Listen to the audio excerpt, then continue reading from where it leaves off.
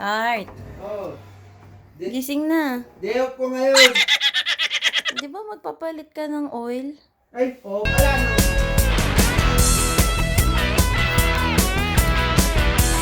Hello guys, Tisyo. First change oil po ng DL150 ko ngayon.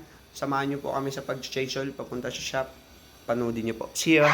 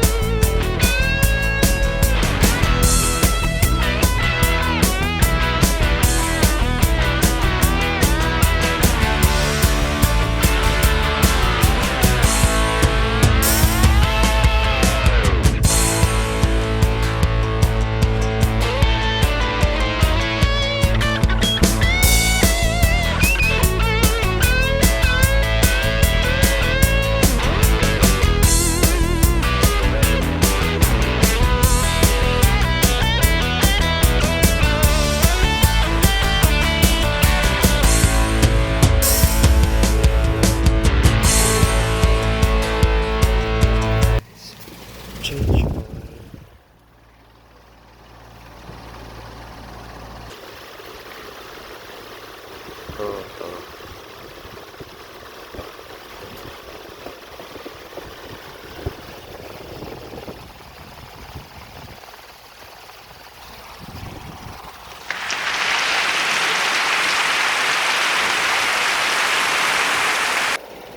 Nakabili na ako ng mga gamit natin, oil natin. Then, 10:40 kasi malamig dito sa Baguio. So, kailangan ko to. Lalo ngayon taglamig. Baka magka-coronavirus yung motor ko, yung makina. Sumunod, para dun sa pang shift natin. Pro taper. Shifter. Para sa shifter. Yeah. Magkano lang to? 60. Ayan o, 60 pesos. Mura, di ba? At sinabayan ko na rin ito, pang heavy duty na to. Itong gagamitin ko ngayon. Sa ngayon, pinagpapahinga po natin yung motor natin dun sa baba. Salpak natin. Pipe. Mirror. Carburetors. Diba? Nabili ko to ng 650. 1 week use lang daw eh. Siguro hindi marunong magtimpla, so baka itong may lalagay ko kay DL150 natin or yung pang TMX. Kaya ako binili to dahil dun sa Pinoy 155 kong motor, para pag nadumihan na yung carburetor ipapalit ko na lang to. So palit-palit na lang, 'di ba? Ito nalinisan ko na, sasalpak ko na lang, 'di ba? See? Pero makikita yung pagkaiba, 'di ba? Yeah, pagkaiba sila. Mas malaki to para dito. Yeah. Change oil na natin tong motor kasi medyo malamig na. Kailangan natin 17 mm na size na ang wrench. Yun lang naman para mabuksan to. Papakita ko yung ilalim. So yan. Yan. Yan lang ang kailangan natin tanggalin para sa change oil. Papakita ko yung tinakbo niya mga sir. Almost 500, so bali 460. Yan. Okay, let's go.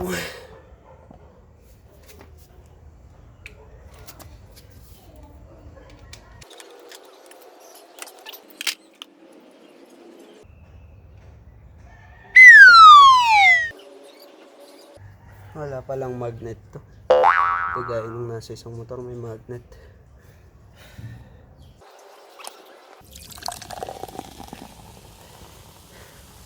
Kaya nyo muna siyang nakaganyan.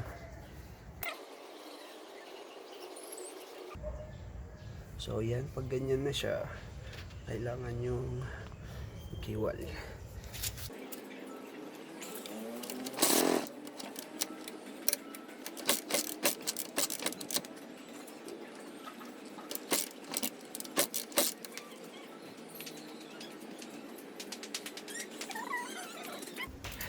Diba marami pang lumalabas.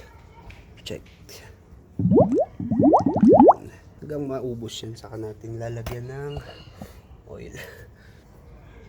Baka mawala.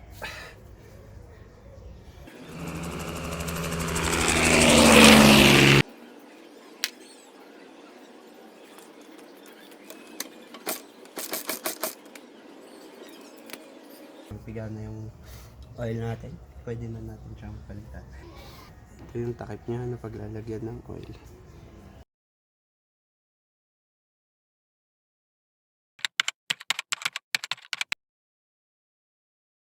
Na-drain niya siya ng maayos. Ito yung oil niya para makita niyo.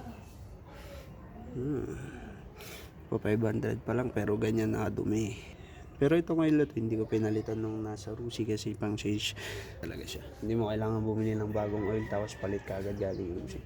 Pero sa under brake in nga. Next, dapat natin ibalik yung takip niya.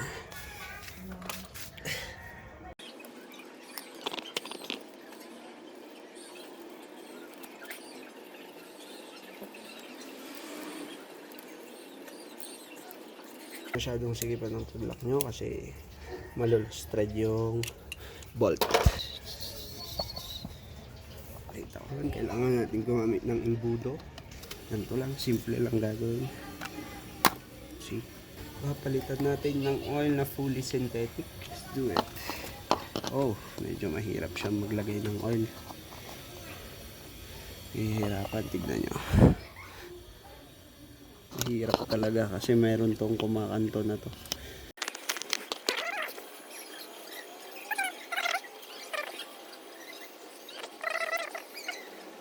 $200.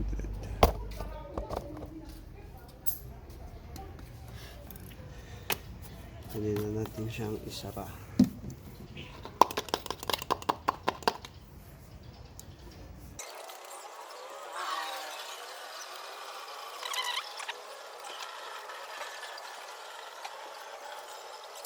Natin ang next na kailangan natin gawin ay paandarin at i-kickstart. Then painitin nyo hanggang 5 minutes.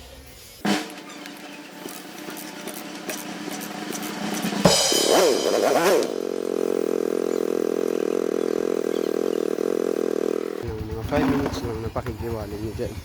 Habang pinapainit natin, sasalpak ko yung rotator. Diba? Lalagay ko siya dun.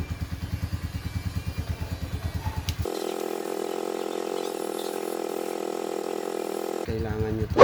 Ayan, pang-lock dun sa rotator. Tsaka pag ilalagay nyo para mas madali, gamitan nyo ng konting oil.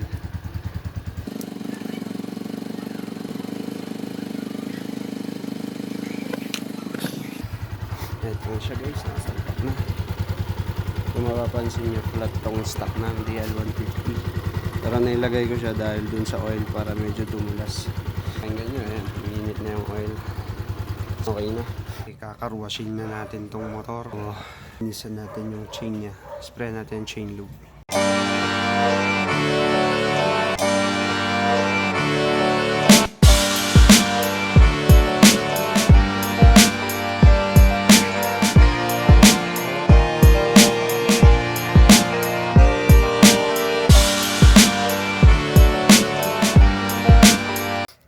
Okay, tapos na natin siyang car wash.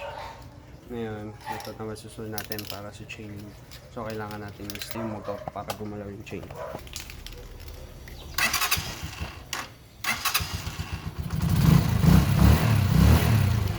Gagawin nyo lang ba yung clutch, cambio primera, tapos half clutch yung para gumalaw.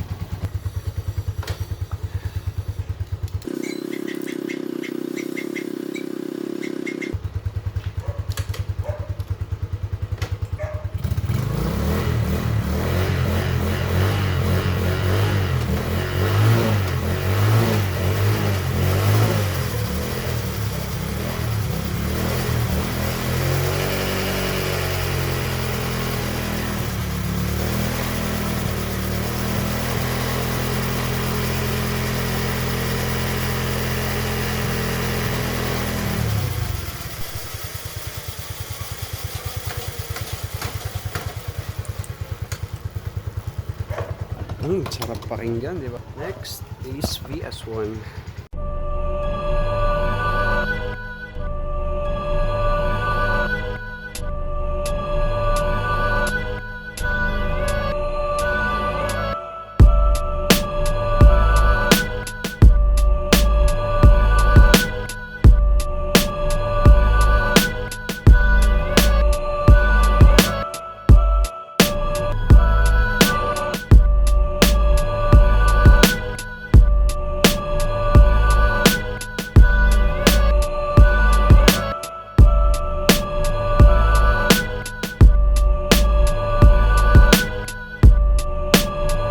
Tapos na natin yung pag-change oil. So, nakawasan ko na rin kasi masyado na siyang madumi. And syempre yung sa kadena, chain lube spray, tapos ganun lang. Mas mabilis siyang matapos. Syempre, marami pang kasunod yan. May change oil pa ulit yan. Tune up na rin. So yun, sabay-sabay na yun. Tapos carburador, tambucho. Yan ako kung pag-isipan ko, ilo-lower natin. Depende sa mga setup. Tsaka kasama na rin yung paglilibot-libot natin sa Baguio. Yeah boy, see ya!